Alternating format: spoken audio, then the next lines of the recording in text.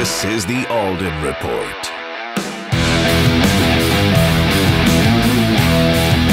Today's episode is brought to you by FrontRowBenefits.com, connecting consumers and businesses with front row access to the greatest health insurance that the United States has to offer. Visit FrontRowBenefits.com. Folks, listen, if you're like me, if you own a business, if you have a family, or if you're an individual and you're looking for front row access to healthcare, maybe you're tired of your premiums going up. Maybe you don't want to pay those high deductibles anymore. Maybe you're tired of paying more and more for your monthly prescriptions, and you want to make sure that you're getting that VIP access, that front row access. Then visit FrontRowBenefits.com and get a free quote. They're connecting consumers and businesses with the top level insurance carriers in the United States at discounted prices. Visit FrontRowBenefits.com. That's FrontRowBenefits.com. This is the Alden Report.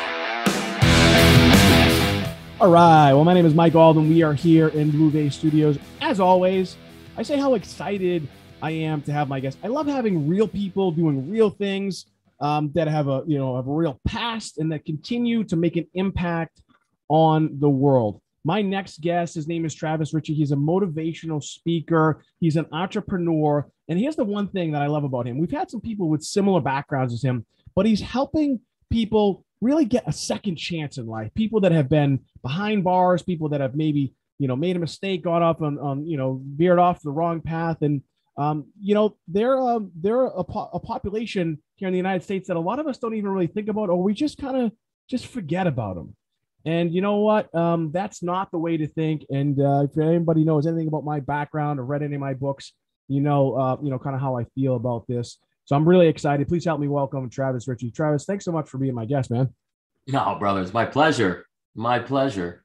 So, when I saw your profile, we got connected and I saw, what you're doing and, your background a little bit. It starts out talking about, as a young entrepreneur, some of the big things you were doing, but you had a hiccup along the road. Tell us a little bit about that and then how that changed your life ultimately, I think, in a positive way. Yeah, for sure. Positive way. Yeah. You call it a hiccup. I call it a sabbatical. Everybody needs a good nap. Sure. Just a little bit of time out, kind of regroup. I've got a 3-year-old daughter. She needs a nap every day. So anyhow, no, but yeah, man. Yours was a little bit longer than a couple hours though. It was about 10,000 of those hours.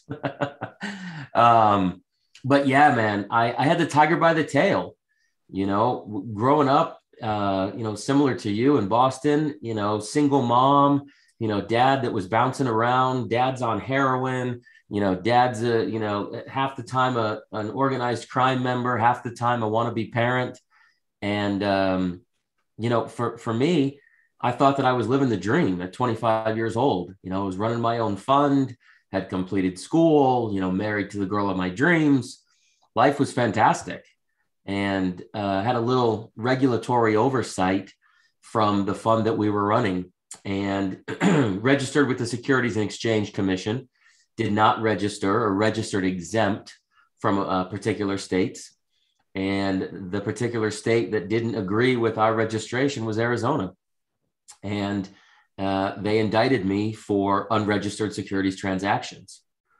Simple as that. And at that moment, my entire life kind of unwound as I knew it. So how long ago was that? A decade ago. So the fund was open 2006, and I was indicted shortly thereafter. And I fought this for 6 years, and I did not actually get sentenced until 2012. Wow. Yeah. So, we talked a little bit about this, before, and, I had Larry Lawson on, who was an author, and he works with inmates. His background, his book is kind of insane. He was a jewel thief for the mafia. I've had, former addicts that have been locked up. We talked about this earlier as well. I have family members that have been in and out of prison most of their lives and also addicted to drugs, et cetera, et cetera. So that moment, right, when that happens to you, again, most people know I'm also a lawyer. Um, my former boss was indicted for some stuff. Dude, like mentally, Oh, the strain and the stress and the anxiety and all that other stuff and yeah. the embarrassment and all that, dude, like Yeah. let's talk a little bit about like how did that feel? Like I mean, I know how it felt, but I want to hear. I mean, I do and I don't. I want to know, Yeah. like, you know. Yeah. I mean, I'll give you super granular. I remember when I got indicted, I didn't even really know what it was, what it meant. And, I had two guys knock on the front door. They gave me this huge thesaurus and said, "Hey, here's what's going on." Didn't take me into custody and literally just served me with this indictment. So as I'm flipping through it, in my office, I'm like, this is just a misunderstanding. That's how kind of naive I was to the situation. So I wanted to sit down with the attorney general that indicted So let me. me ask you this before, because having practiced law for 17 years now. Did you know it was coming? No, Was there because usually a lot of times when you're dealing with these three-letter regulatory bodies, they usually will let you know that you're a target. They'll send you what they call a civil investigative demand, things like that. So were you just was it just did it just totally catch you off guard? totally caught me off guard. Okay, you had no idea that they were investigating you. No, Okay, wow, no, all right, no. It got unwound from one of our investors, and he had taken a bunch of his money and siphoned it off in his divorce. okay. And so the wife and the wife's attorney unwound where all of his dollars went. Okay. And so then, that's how we got put on their radar. So yeah, so you get this indictment. Um, and for people who don't understand, there is due process, even though it probably didn't seem like it then. There's a certain things that they need to do. There's a certain threshold that the government needs to meet in order to get to that point, including grand juries and things like that. Yep. So you get this, you look at it and you say, oh, well, this is just, at first you're probably like, well, this is not right. It's got to just be a mistake, Yeah, right? this is a misunderstanding. Right. No big deal. No big deal. We can fix this. Right. So did you lawyer up at that point or? Not until I attempted to sit down with the AG that had indicted me. And that's when I realized it was serious. And that was the time that I lawyered up. My uncle is a big time attorney back east. And so I called him and said, "Hey, who's the biggest criminal defense attorney in Arizona?" He said, "This gentleman."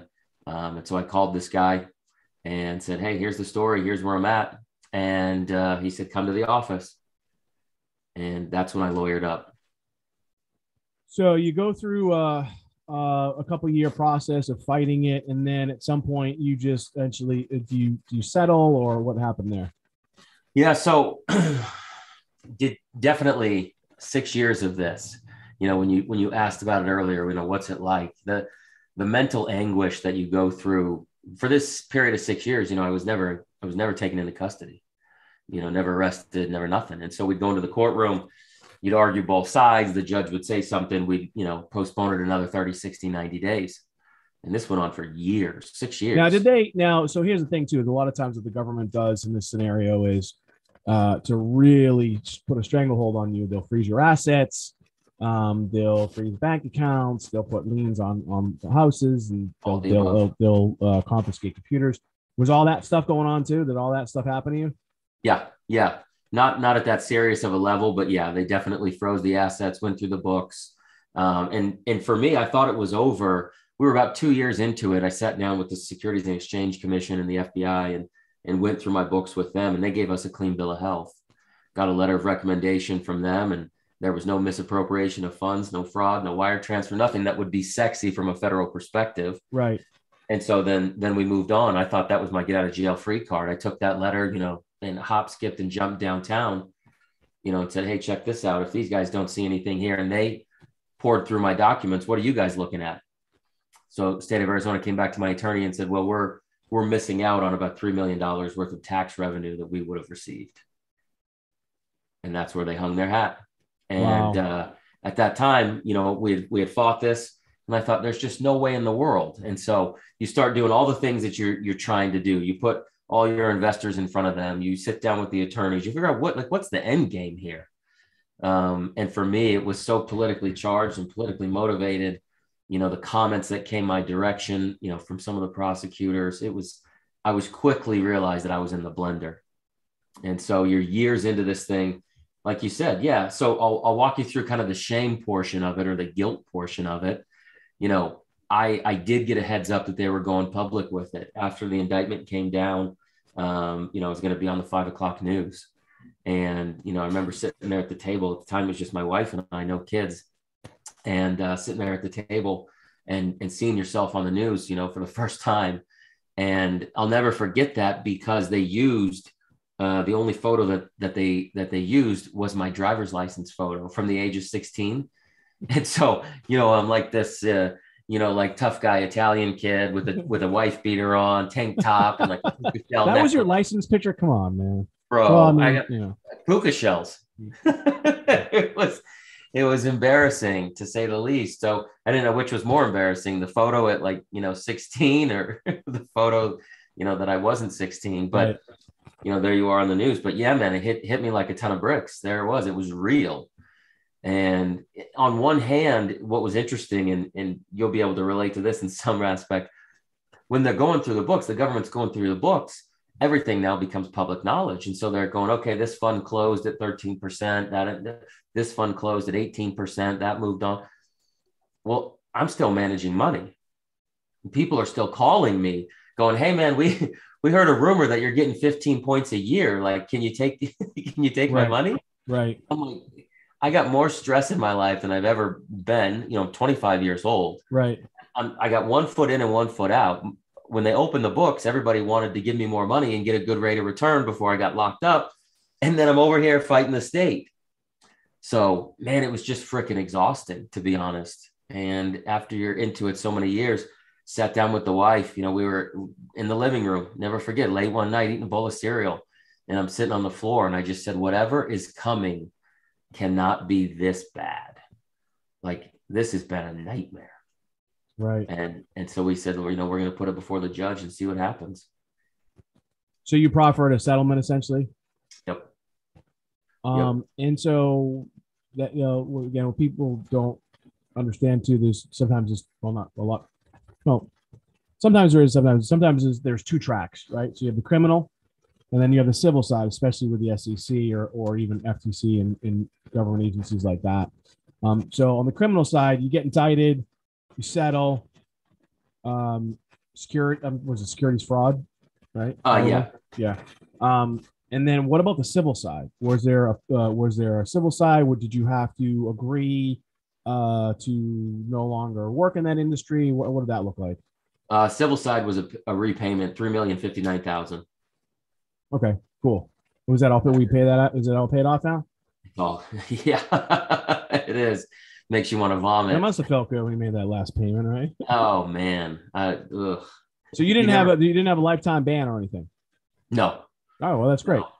Yeah, well, because it was on a state level too. Exactly. Yeah. Exactly. All right. Yeah. Well, listen, I wanted to get into that. I wanted people to hear that story, because what you're doing now is just really remarkable. Again, we're on with Travis Richey. We heard a little bit about his story, and it's kind of the negative stuff, right? We hear about that negative stuff, and going through that stuff is difficult. I don't think people can really comprehend it unless you're going through it. I have some friends that went through some pretty gnarly SEC stuff as well. It just happens. And, the thing too, we talked a little bit about the guilt side of things, is people don't understand. They don't know the facts. And then you start to really know who your friends are as well. Right. So listen, if you'd like some more information about Travis, you can check out his website. It's convictedmindset.com. Again, it's convictedmindset.com. His Instagram is I_am_Travis_Richey. You check him out on Instagram as well, and see what he's doing there. But just go right to convictedmindset.com, see what he's doing, and that's what we're going to get into now. So you end up agreeing to do some time in state prison in Arizona. Let's talk about that now. So you're in 2 years that you agreed to? 2 years was the sentence. Arizona has an 85% rule where you do 85% of your time. And were you living in Arizona or California? At the time, yeah, we were, yeah, of course, fighting the whole thing, living there. Okay, all right. Yeah. So, what was your back? I mean, I know you grew up here in Mass, but had you Yeah. run into some stuff you had been not, and you never, had the Never, cuffs put on? No. All right. So that was the never, first man. time. Never. Very first time, bro. I didn't have that trajectory, Right. We all did dumb things, Right. but I mean, our time of growing up was like fire hydrants opening in the summertime Yeah. and like good old days. Right. Yeah. Yeah. Yeah, I mean, we were not. I wasn't doing methamphetamines. I wasn't interested in knocking over liquor stores. I mean, Right. Right. so yeah, it was the very first time in the courtroom the cuffs were put on, and I remember coming to, that moment that the judge sentenced me to those 2 years, because that cuff on the left of my wrist was so tight, and you hear those clicks, and you remember that sound, and you remember what that steel smells like. And that was the first time that I had the golden handcuffs put on me. I don't think those are golden handcuffs, my friend. The old silver bracelets. Yeah, man, it was crazy. It was so you nuts. go in now. Yeah. Having never had that experience before, it had to been terrifying. I mean, there's no other way to describe it, right? Terrifying. Yeah. The intake process. And you didn't like it. So I just also put in perspective. I think this is accurate. Like a lot of times, financial crimes, especially on a federal level, they go into essentially they say it's like going to like a spa. Yeah. But you went to state prison. Yeah. In Arizona, and that's not like what do they call it? Like a day camp or whatever. It wasn't like a day camp up until I got lucky. After a few months, I got sent to a very minimum yard, one of the lowest yards in the state, and it was a work camp. So we got off the yard every day, and that was when I got lucky. That was plus or minus. I spent about 9 months there, finished my sentence there, and that was where I had the opportunity, to really put what I love to do, which is just build individuals up, find out what their purpose is, and then talk about business and money. And that's what I did on the yard. Yeah. So that's interesting, right? So you go in, educated guy, very successful. I mean, you've been like, I was reading your profile, you early investor in a lot of different companies and invested in several companies and obviously launched your own and, a very young age. So you're in and, you decide, there's two different ways you can go, right? You can just do the time and do nothing, or you can do the time and try and make something of it. So you went with the latter. Tell us a little bit about like that thought process and what made you decide that, hey, you know what? I think I can help people in here, including myself. Man, there were so many points when I went down that I thought, man, if I could just change this narrative, if I could just help this guy figure this out or that out. And it really was just about giving these guys like a sense of identity, to be honest. When I went in and I was a tutor at the community college there, the college actually was for the inmates. So they had a separate area on the college campus where these 4 yards in Arizona would meet. And the inmates on that yard, I was a tutor out there for the college. And, I started teaching these guys business 101, a little bit of financial literacy. But what I really, really, really realized was I was teaching information, but more so I was creating conversations around pain and trauma. Most of these individuals that I encountered were there because of a lack of resources. So they would say, oh, I only had 2 options in my life. I was going to be either locked up or dead. And I'd say, well, like, where does that narrative come from? Well, that's my hood, that's my projects, that's et cetera. And I'd say, well, it's just not true, because there's a number of individuals that come from where you came from who don't fit that same narrative. And so I really realized that, we were creating an identity. We were creating like more self-confidence than we were giving it knowledge. And so the very simplest concept that I came up with revolved around credit score. Because as I started talking to these guys, I said, what's the big pain point here? What's the problem? Well, I get out, I can't get a car. Well, why can't you get a car? Well, because I have no credit. And I go to a buy here, pay here lot. Some jerk off gives me a 1964 Saturn at $850 a month. I thought, okay, interesting. Now I can't get an apartment, background check, right? All this little stuff. And if you boiled it down, it was really credit score. Right. And so I said, well, I can get you guys access to credit. We can get, your 3 bureaus. We can get TransUnion, Equifax, and Experian. We can get your report. We can figure out what's derogatory. We can get rid of it. And then if you've got a loved one on the outside, we can start to build a little bit of this profile for you. Yeah, because a lot of people don't like think about, okay, well, their lives are, altered, having going inside, but there's also prior to that they had a life outside, and once they go inside, the life outside essentially just dies, and your credit and your mortgage and your credit card payments and your car payments, like none of that stuff gets paid for, and so it just continues to actually even get worse for them. Yeah. Even if they're younger, even going in without any credit at all. But I think it's worse if they actually go in with credit and then it just gets destroyed. Totally. Totally. A lot of these guys do a lot of time, so right. A lot of this stuff, if it's an unsecured type of credit, we can get that moved off. Right. So it was fun. It turned into a project for me to help these guys understand what FICO score looked like. Right. So you're in, and then you then start turning this into like a business for yourself as well. And I know that you speak all over the country, and you work with prisons all over the country. Tell us a little bit about, convicted mindset, what it is and how it's helping people.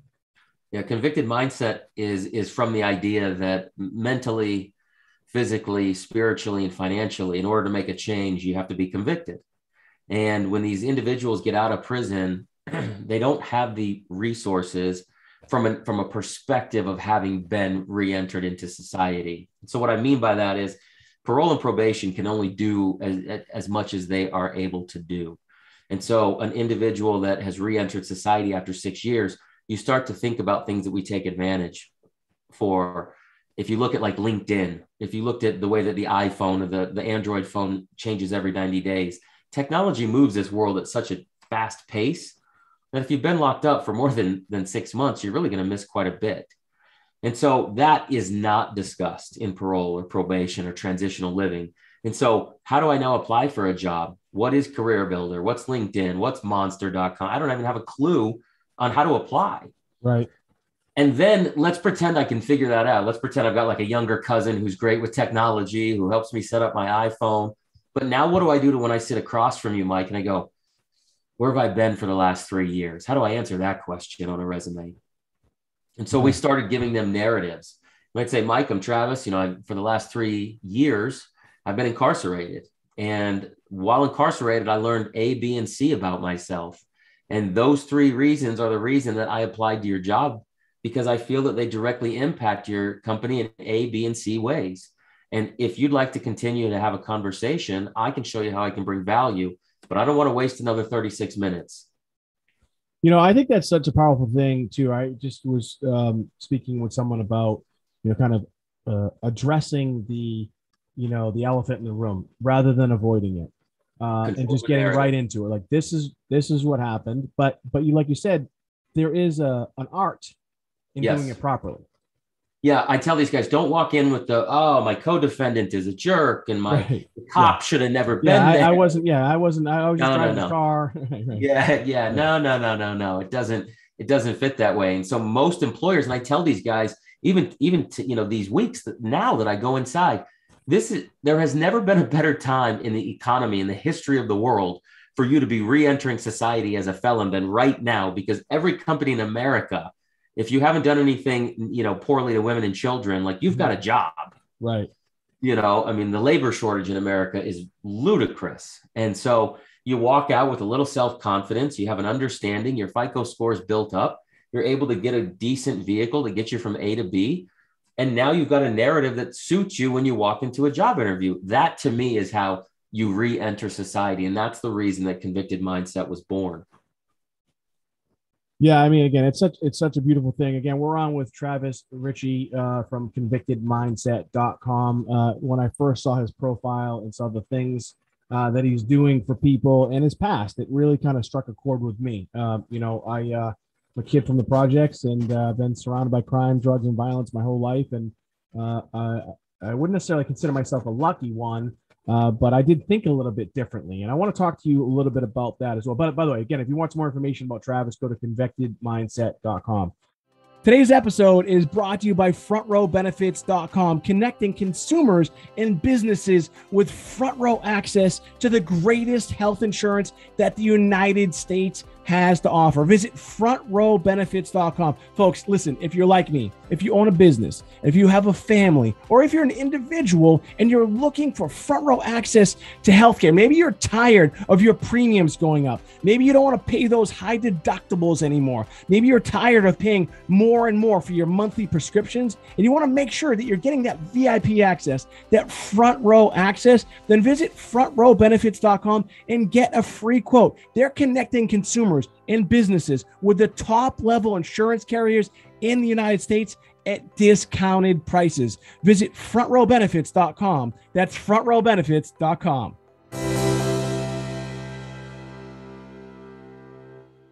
So, people, my first book is titled Ask More, Get More. And the working title for it was What Makes You So Different?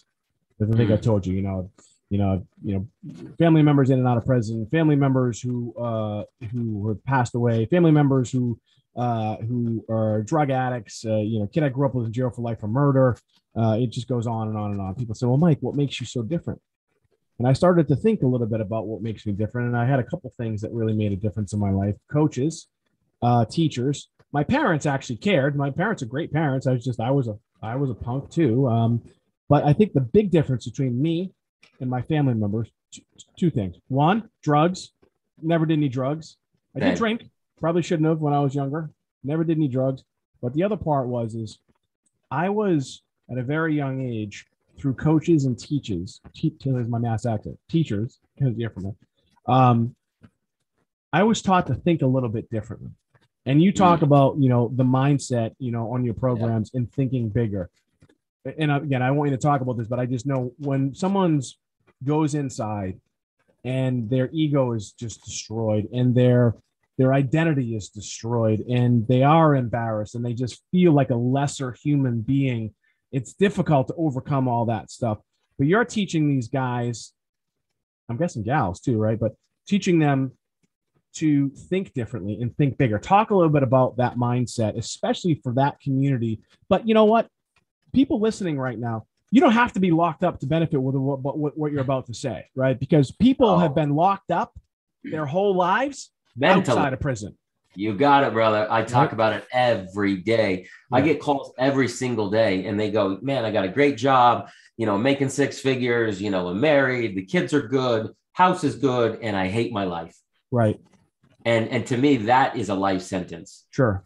That's a terrible place to be. The worst prisons in America are typically the limiting beliefs that a lot of these people wake up and go to bed with on a daily basis. We look at the world. We look at the way that we live. Guys like you and I, we get approximately 78 of these go rounds. We get about 78 birthdays, you and I. That's how I boil it down to people. What's the conversation that you want people to have about you when you're gone? Because you are going to die.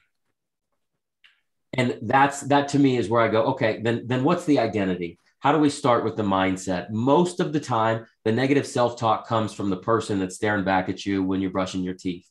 And you have this ability to remain consistent with how you define yourself. You look at like vegetarians or vegans, or you get a friend that's on a diet, January 1st, how do you know that they're a vegan? How do you know they're on a diet? Don't worry. They'll tell you like over and over and over, right? That identity. And so when you're the difference between getting to where you are versus where you're at right now is literally the need to remain consistent with how you define yourself. You'll never rise above that opinion of yourself. And so a lot of these guys I talk to when they're locked up inside, they have this, just like you said, this dejected mentality. I'm not good enough. I'm, woe is me, kind of like a depressive state. Sure. And it's warranted, but only for a short period of time, because that core shift happens when you define who you are, not what you think about. Right. Right. Because we all get jacked up. Like, the last week of December, we're going to get into the gym, or you're going to go into, New Year's resolution. But the real conviction comes when you do the thing that you said you were going to do way after that positive mindset and that happiness of that mood left you. Yeah, you said something too that I really drive home with people. You said consistency, and I think a lot of people, including myself, including every human being, consistency is a hard thing. Big time. But what I've learned from others, and I'm sure you have, and I know you teach as well, is that that's the thing that you need to do, right? Like you're not going to go to the gym tomorrow and just all of a sudden have ripped abs. You have to do it over and over, and that's hard, man. Especially with the mindset too. That's the thing that I think people don't get. Talk a little bit about consistently, kind of coaching yourself and training yourself. I talk about one of I think it's in my first book. There was a funny skit on Saturday Night Live with back in the day with Stuart Smalley. And he said, "I'm good enough. I'm smart enough. Gosh darn it, people like me." It was kind of a joke, right? Because Amway, they would do stuff like that. They'd say you put stuff right on your mirror, and they would tell you certain things to do. And a lot of these network marketing companies did. It was a beautiful thing because they changed their mindset. Talk about the consistency and the mindset, and maybe give us some tips and some strategies for those listening, some things that they can do to really shift their mindset, because it's sometimes it's just like one word or one piece of clothing or things like that. You're right. You're right. I'm definitely, to your point, I'm definitely not about the motivation. I'm about the belief system.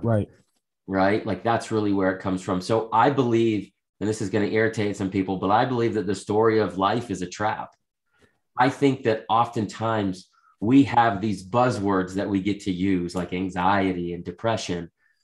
I boil those down into habits. If you really took an individual who's truly depressed and you wrote down all of the thoughts that they had in their head every day, and you read that out loud, you'd be talking about an individual who's probably very selfish. And so when you're looking at the human mind tends to look for things that are the most painful. And we remember those things. And sometimes it's good, right? Like, don't touch the stove. Oh, we got to remember that one. That thing's hot and that hurt. But most of the time, the human mind navigates you through a world that just keeps you complacent and comfortable.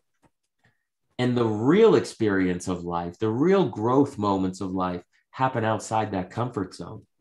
And so you have to stand guard at the entrance to your mind. You have to guard your experiences of your life and make sure that you're not always looking for what's wrong instead of looking for what's right. That's where I think people should start. A lot of people will call it gratitude, and an action item with gratitude. For me, I like to start every day with my journal. That's when I was locked up, I started writing. It became very therapeutic for me.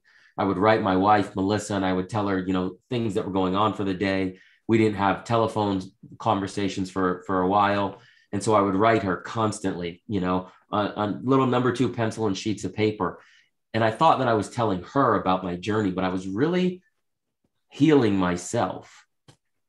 And that's what I would really, really ask people to do. If you're an individual out there struggling with a mindset, or an individual who brushes their teeth and goes, you know what, I know I'm better than what I'm putting in front of the world, I would start with that journal.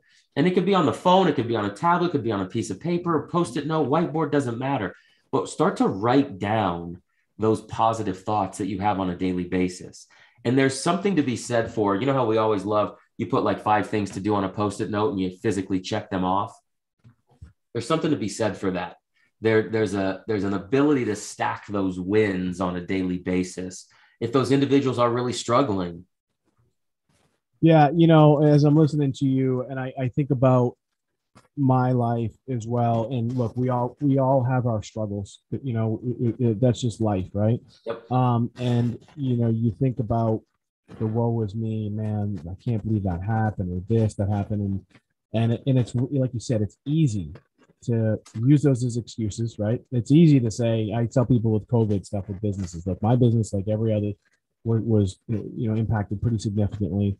And if I close up shop, no one would blame me. They'd say, "Oh yeah, of course, COVID, right?" But I did shift a little bit more and said to myself, "All right, well, I'm still here, right? Still standing, still alive, still in business." And I think you're right. No, actually, I know you're right. It's those little things. I remember when I was younger, and you talk to older people, and they would say things, and I'd say, "So how you doing?" And people would say, "Well, at least I have my health." And they would say it in a negative tone. At least I have. Yes. And I used to say to myself, I used to think, wow, they've really hit rock bottom, right? But then I started to shift the way I thought about that statement. The way they were saying it was somewhat negative. But if you really start there, like, okay, I'm alive. Yeah. You know, I had a football coach in college, and he broke his neck when he played, and he wasn't paralyzed, but he could have been. And he was really intense. And you know, I'd say, you know, how you doing, coach? He says, well, I'm 6 feet. I'm upright. I'm not 6 feet under. I'm upright and I'm alive. And it sounds so cliche and silly. Simple. But if you start there, everything else is a win, right? You said those little wins. I love the little wins. People don't realize it, the little wins. I spoke at East Boston High School, and I talked to these kids, at-risk kids. I remember talking to one of the teachers. I said, hey, these kids at risk? He laughed. He said, every kid at Eastie is at risk. And I remember talking to them about, okay, you wake up in the morning, you go to school, you pass in your homework, you go to class, you go to practice, you know, those are all micro wins, right? And then we compound on those, right? No, you're 1,000% right. And what you're talking about is meaning. You know, we all have the power to create meaning from any of the circumstances. I can remember, you know, and for me, most people will tell you I'm just, you know, like a ball full of energy, because I get what I think is the greatest gift every week. I get to meet individuals who are incarcerated, who have an incredible perspective. And most often times, the people that are locked up have a better, more optimistic outlook than half of my friends on the outside. Right. Right. Like, and so when I was in prison, I would constantly contrast where I was with where I was going to be. And I remember one of the very first days, you know, in my week that I was locked up, I was going through the intake process, which is just a process of degradation. You know, they're taking your photo, they're taking your clothes, they're taking your, you know, and there was an individual who kind of looked like me. And what I mean by that is, you know, same skin tone. So we were able to talk, and also was in a suit, and he had fought his case. He took his case to trial. And when he sat down, you know, he had a family, I had a family. He had a wife, I had a wife. He was white collar, I was white collar. A lot of similarities. And his outcome was 4 times as long as mine was.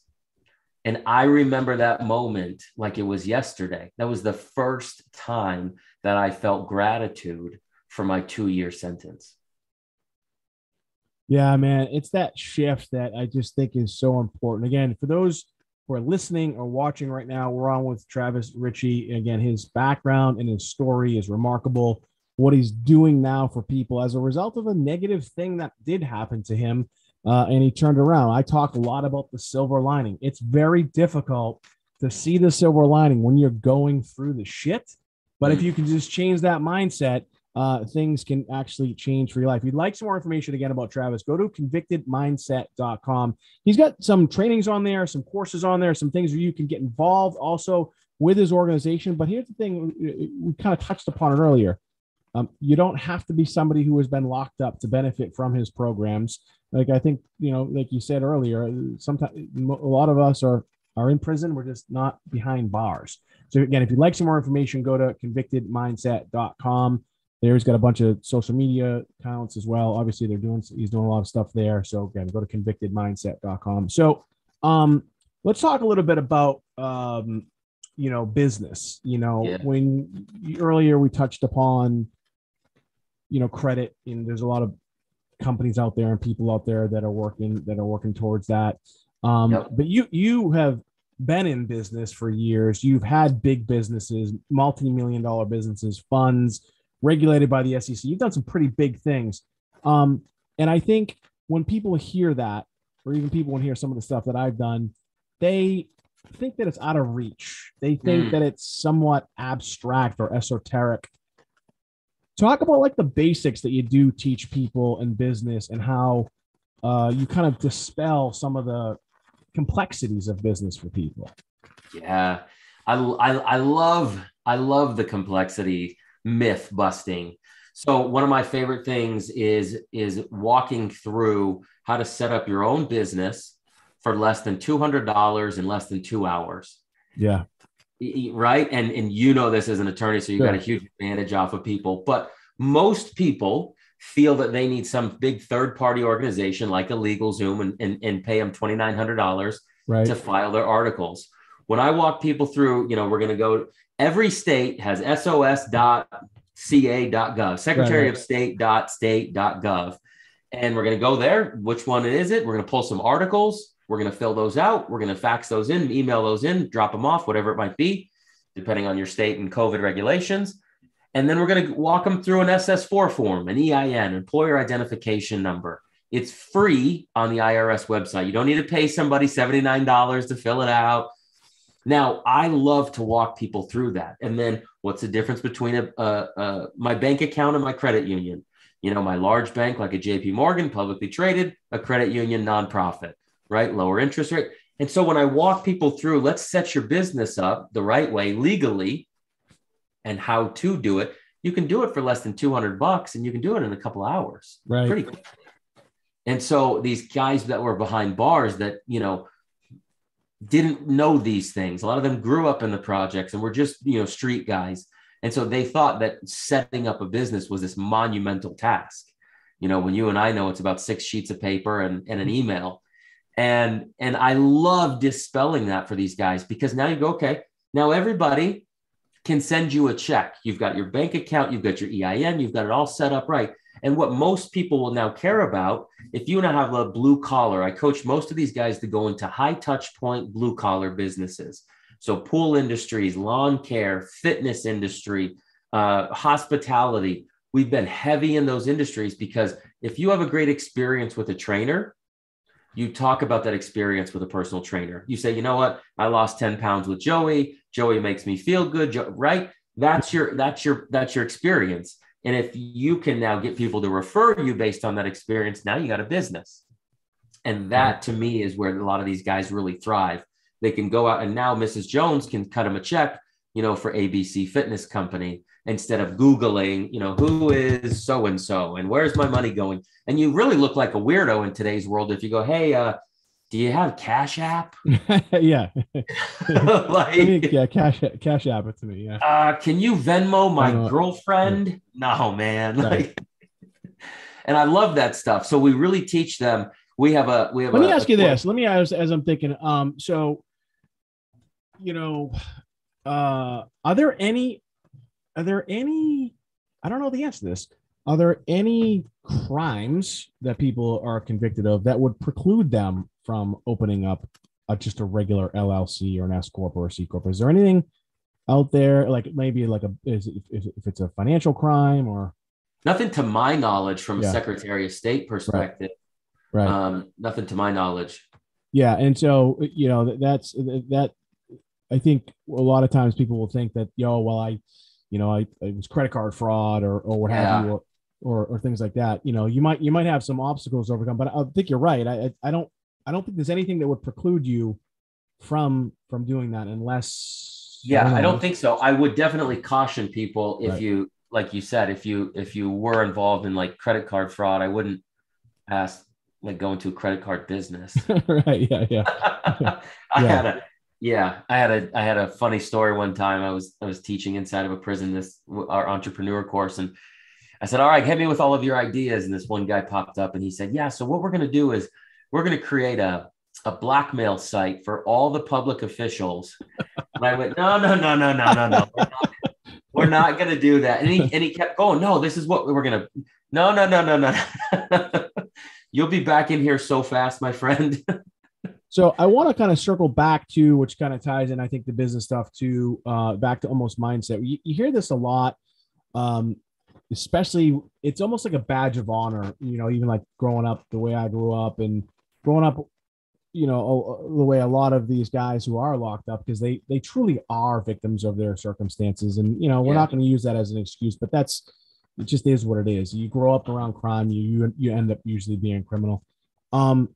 It's a blanket statement, but it's the fact. Look, True. So they, when we think about the mindset, you always hear about, hey, never forget where you came from, right? Yeah. It's like a badge of honor. Never forget where the fuck you came from. I say, well, I'll never forget where I came from, but I'm not going to stay there. I think too many guys, especially guys, it's like a macho thing. Like it's not macho to stay there, right? Because guys get out, they go back to the hood.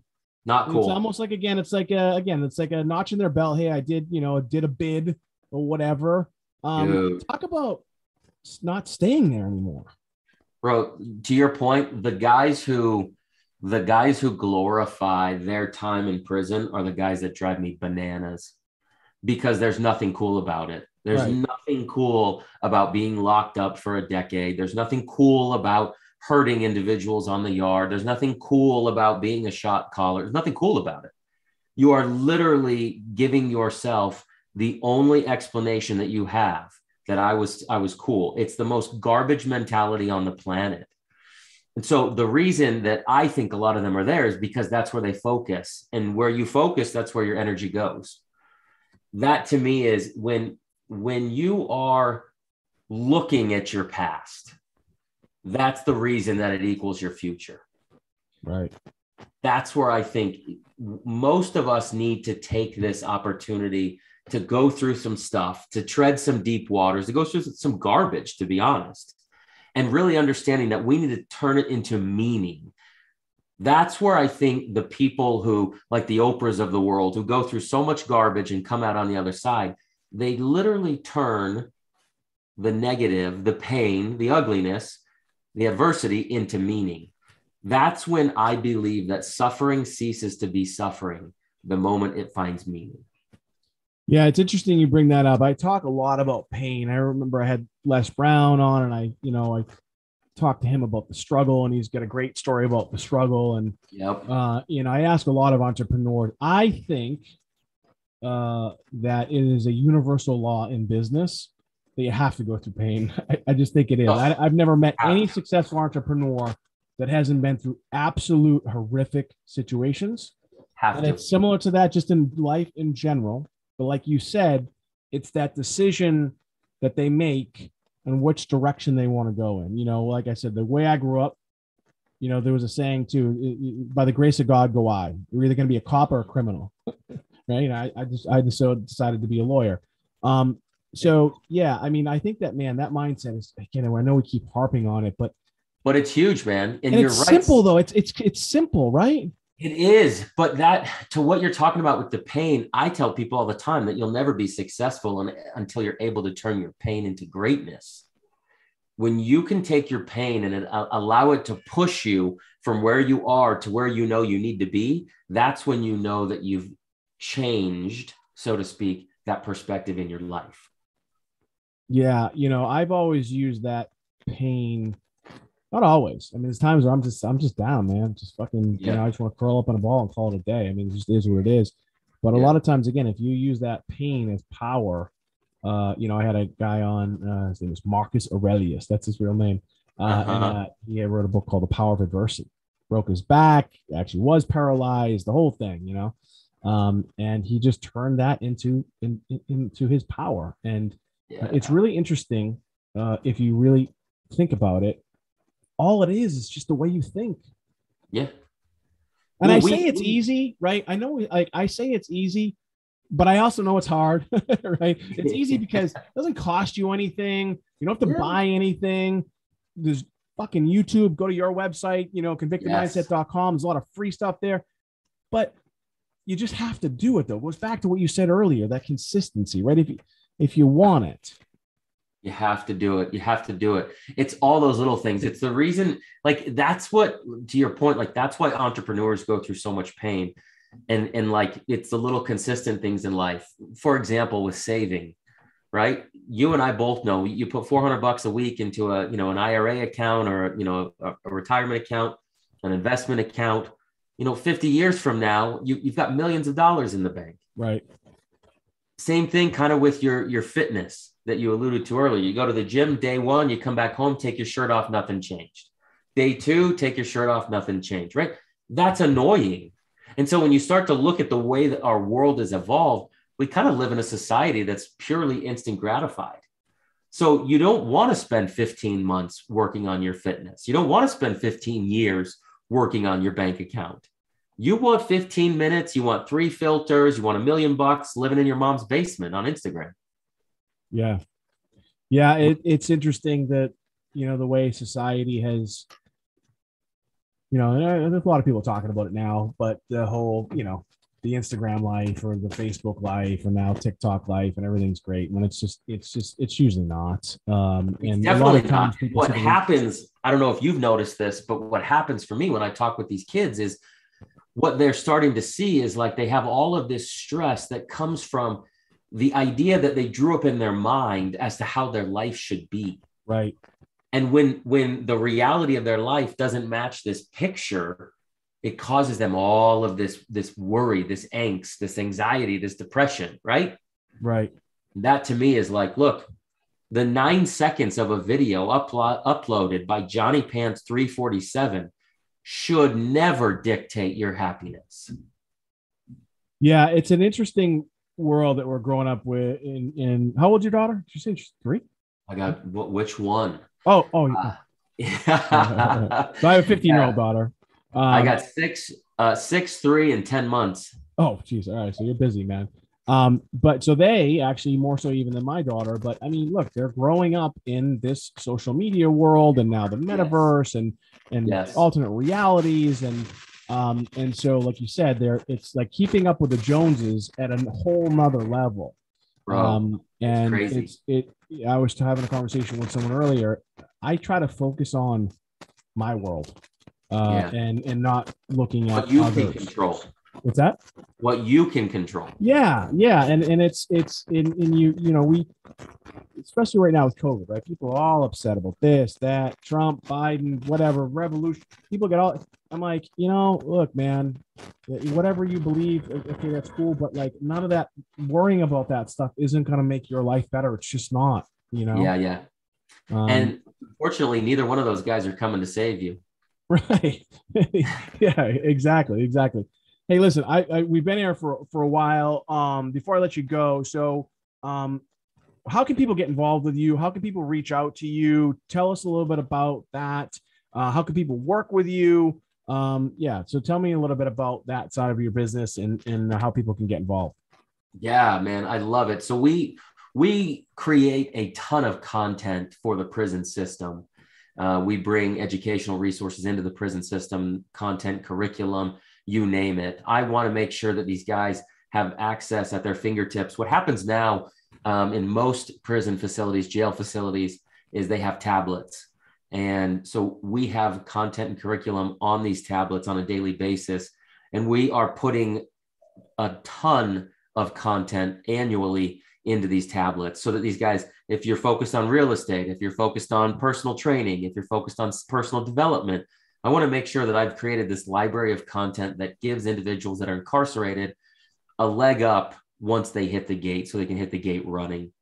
And so if you feel, if you're listening to this and you feel like you've got some great content or curriculum that you'd like to add, feel free to shoot us a message, get in touch with me, and, would love to bring you into that. On the flip side to that, if you're an individual who's out there who's just feels like they know that they're destined for more, who feels like, something that I've said has resonated with them and feels like I can push them to become more, that you can join us at convictedmindset.com.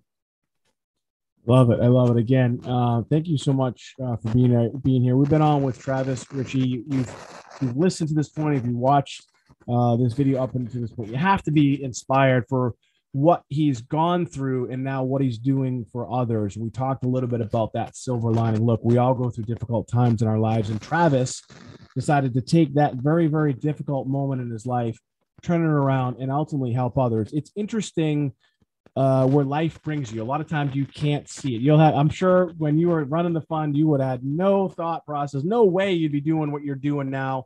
But people talk about their purpose and finding their purpose, and sometimes the purpose finds you. So if you'd like some more information about Travis, you can go to convictedmindset.com. You can check out his Instagram. It's I_am_Travis_Richey. It's RICHEY.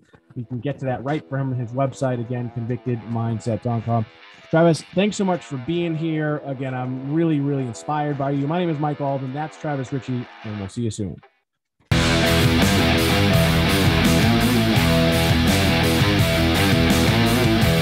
Today's episode is brought to you by frontrowbenefits.com, connecting consumers and businesses with front row access to the greatest health insurance that the United States has to offer. Visit frontrowbenefits.com. Folks, listen, if you're like me, if you own a business, if you have a family, or if you're an individual and you're looking for front row access to healthcare, maybe you're tired of your premiums going up. Maybe you don't want to pay those high deductibles anymore. Maybe you're tired of paying more and more for your monthly prescriptions, and you want to make sure that you're getting that VIP access, that front row access, then visit frontrowbenefits.com and get a free quote. They're connecting consumers and businesses with the top level insurance carriers in the United States at discounted prices. Visit frontrowbenefits.com. That's frontrowbenefits.com.